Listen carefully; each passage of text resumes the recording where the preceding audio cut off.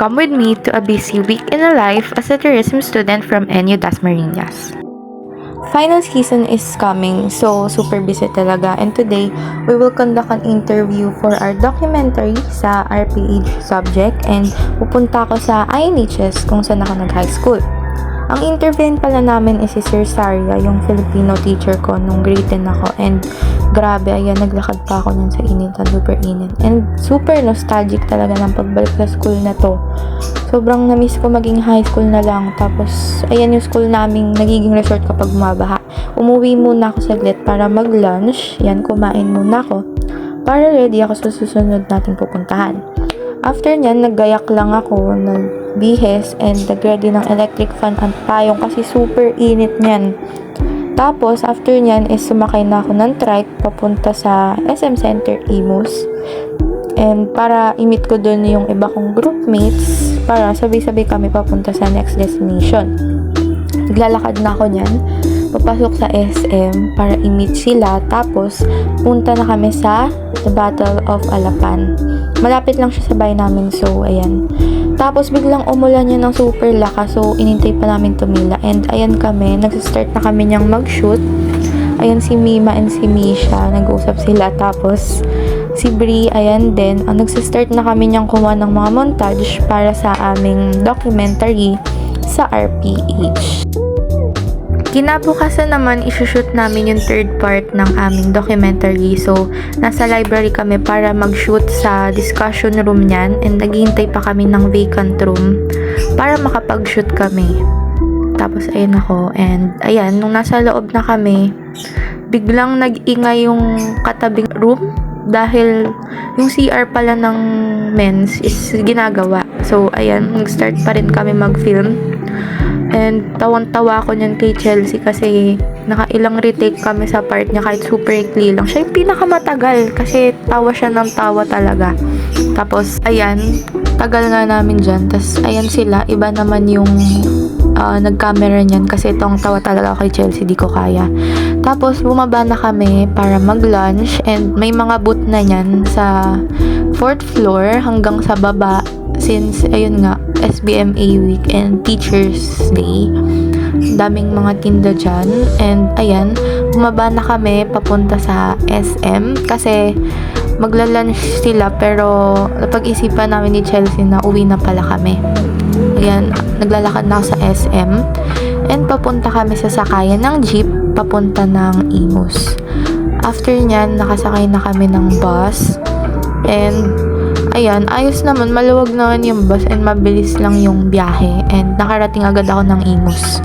Naglalakad na ako papunta sa terminal naman ng tricycle papunta sa bahay namin and ayan, wala ring pila and maraming tricycle and ayan, wala ring traffic niyan masyado so nakauwi ako agad. Pag uwi ko, gutom na gutom ako so nag-lunch na ako and ayan, nasa dessert na agad. Makain ako ng Kono Crunch ng pinsan ko. Nakatulog ako niyan after, tapos habang nag-online class, bigla na lang umulan. Tapos after ng online class namin is, ginawa ko na yung poster naman para sa aming macro, yung major namin. Ako yung nag-drawing ng poster namin and ayan, ginawa ko na siya para matapos na. Mabawasan na yung gagawin ko. Time-lapse lang nang ginagawa ko siya. Actually, nung una, ang tagal ko na yung ginagawa. Wala lang akong maisip na design. Tapos kung kailan malapit na yung deadline, yun, doon ako nagkaka-idea talaga ng kailangan kong gawin. Tapos ayun na, may progress na. Tapos after nung na-sure ko na yung design na gusto ko, iminark ko na siya. Para ang gagawin na lang is kokoloran. The next day naman is BMA week opening na and ang aga ko sa school super. So ayan, nag-ready na ako ng mga kailangan ko para pumasok na. So sinundo na ako ng boyfriend ko niyan para sabay kaming papasok. Siya sa Lasal, ako naman sa NU. And ayan, hindi naman ganun ka-traffic and mabilis lang yung biyahe namin. Nakarating din kami agad sa Dasma. Tapos ayan, dyan, pag sa traffic light lang nagta-traffic talaga. Tapos yan, sa NU na ako. Makyat na ako niyan, papunta sa classroom namin since super aga ko nga. And hindi pa magsa-start yung program. Tapos, late pala nag-start yung program niyan. Hindi nasunod yung program flow. And ayan pa lang kami, nasa-start pa lang yun yung program. Tapos, nagbubunatan na yan for sinong team yung maglalaban sa basketball boys. And ayan, na-default yung first team since kulang sa player and hindi dumating on time. Tapos kami na yung next. And super dikit ng laban ng TM at niyang marketing. Naghahabulan lang ng score. Tapos after nyan, bumaba na kami sa SM. Pumunta kami dun para mag-lunch sa food court. Ayan kami, kasama ko sila Brie. And nung nasa food court na kami, ayan, bumili lang sila ng kanya-kanya nilang foods and kumain kami ng fries. Tapos ako naman, umuwi na ako, sumabay na ako sa boyfriend ko yan para syempre tipid.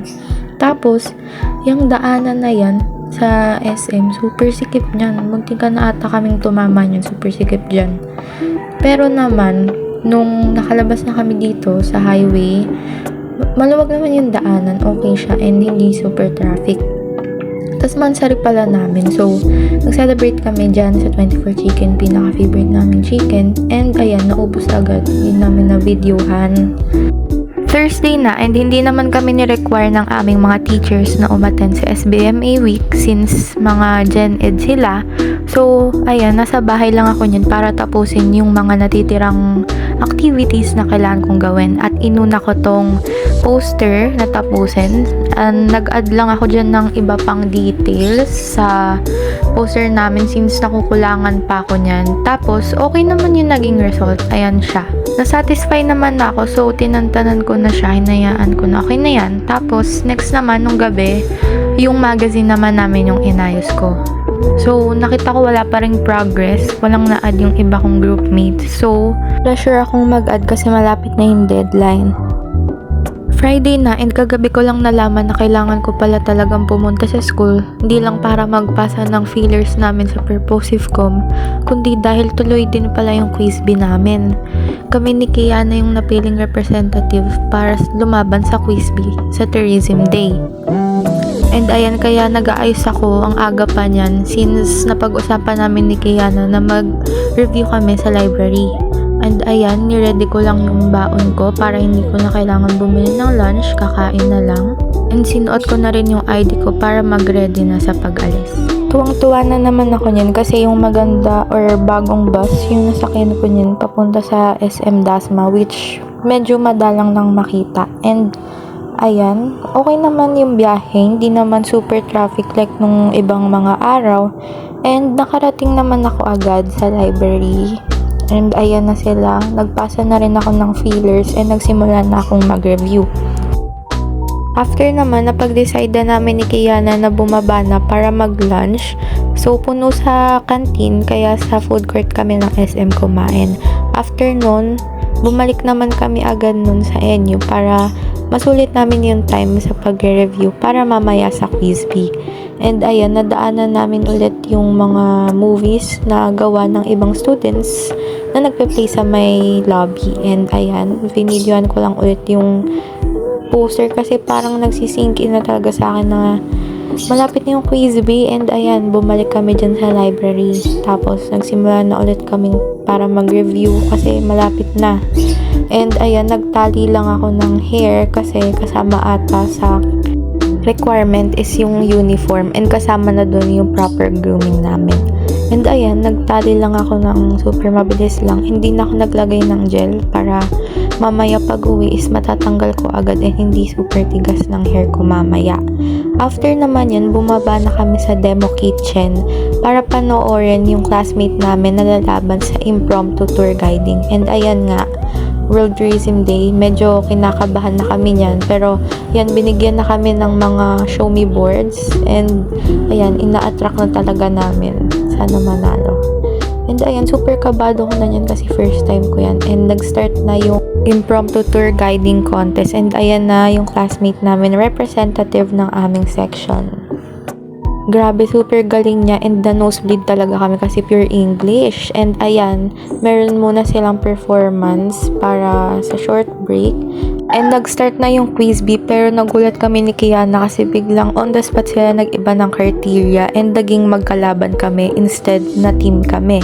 And ayan, tapos na, and ayun, di kami nanalo. So ayan, umuwi na ako agad, pupunta ako ng Lasal para sumabay sa boyfriend ko. And ayan, okay naman. At least tapos na. Yun ang nasabi namin. And at least it's a good experience. And I think in the future, gusto ko pang sumali sa mga iba pang quiz bee. Saturday na and ang dami nangyari kaya super napagod ako. Pero buti na lang wala na kaming classes. So, ayan, nung morning, ginawa ko na yung magazine namin. Gusto ko na talaga siyang matapos since kailangan pa namin tong ipaprint and malapit na yung deadline. So, yan, nag-check ako ng updates kung may nagawa ba yung mga groupmates ko or may naidagdag ba sila sa aming Canva. Pero, ayan, wala pang na-add. So, and kulang pa rin actually. So, need pa talagang mag-edit. And gusto ko nang tapusin to para wala na akong gagawin. Nung lunch naman, sinundo ako ng boyfriend ko para kumain sa kanila. And ayan, kumakain kami ng biscuit. Tapos, birthday ng potato corner. So, syempre, hindi namin papalagpasin yan. Pumunta kami ng SM para bumili ng, dapat nga actually, mega lang. And ayan, pasok na kami niyan. Pero, yun nga, nabudol ko siya. Instead na yung mega lang yung bibili namin, naging tera. Kasi sabi ko, 30 pesos lang naman yung difference. So, ayan, wala na siyang nagawa. Kasi, yun yung gusto ko eh. Tapos, dumaan lang kami saglit sa National Bookstore para silipin yung mga materials na kailangan ng kapatid ko para sa project niya. After nyan, binalikan na namin yung fries and ayan na, luto na siya. Super sarap. And, ayan, syempre, kahit di pa kami nakaka-uwi, binawasan ko na yung free na large na french fries. Ayan, super sarap talaga. Kitang-kita naman. Pag-uwi, ayan na lang siya. Nabawasan ko na, ang unti na lang nang natira sa libre. Tapos yan, nanood lang kami ng movie. So, Sunday na at ang una kong ginawa ay binuksan ko yung mga bintana sa kwarto ko para naman pumasok yung sunlight. Tapos, inayos ko yung mga gamit sa tables. And after nyan, nag-check ulit ako ng updates sa aming magazine. At nakita ko naman na meron ng mga nadagdag, meron ng nagawa yung mga groupmates ko. And dahil doon, nagkaroon ako ng idea dun sa mga pwede ko pang mailagay doon. Ayan, super dami na nang na-add and unti na lang yung gagawin. After naman yan, tinulungan ko na yung kapatid ko sa paggawa ng project niya, which is portfolio para sa mga activities nila. And ayan, nag-start na akong sukatin yung laki na dapat na kailangan para mailagay yung mga activities niya. After nyan, ginupit ko lang, sinukat ko kung okay na ba, and after nyan, nagsimula na ako na designan yung cover para gumanda na siya at maging presentable at malagay yung nire-require ng teacher nila.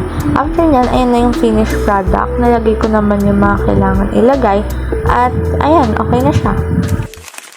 And that concludes my week in a life, and filming my week showed a lot of mixed feelings. I felt joy right after kapag nakakatapos ako ng big task, pero immediately nag-aalala naman ako para sa next one, leading me to question if I was living up to my ideal self.